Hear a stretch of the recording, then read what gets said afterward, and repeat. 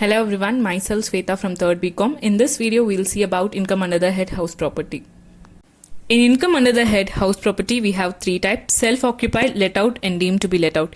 In case of self-occupied, the owner himself resides in the house. And if the house is rented to someone else, it is called as let out.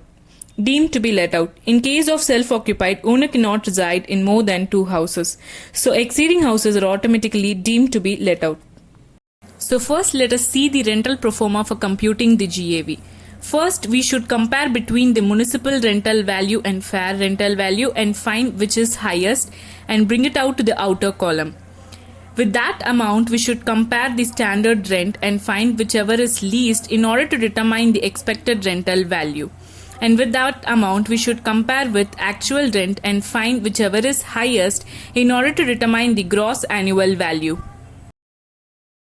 Now let us see a problem based on this method. In the given problem, the municipal rental value is 72,000 and the fair rental value is 90,000. Among these two, whichever is highest should be taken to the outer column. So 90,000 is the highest. And with that amount, we should compare with standard rent and find whichever is least. So in these two amount, 84,000 is least in order to determine the expected rental value. So the expected rental value is 84,000.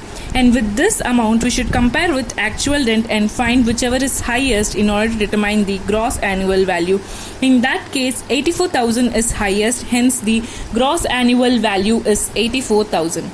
So now let us see the hints for unrealized rent and vacancy rent. Unrealized rent is also called as rent not recovered yet.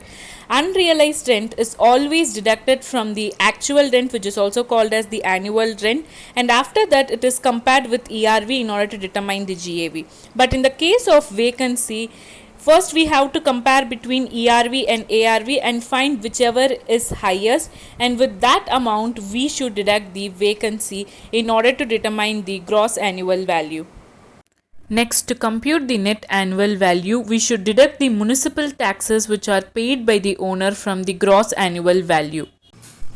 In case of standard deductions, only 2 deductions are allowed under section 24, which is standard deduction of 30% on NAV and interest on loan for construction. That is, the loan should be borrowed only for the purpose of construction, and also other expenses are not allowed. Other expenses such as insurance, ground rent and repairs should be ignored.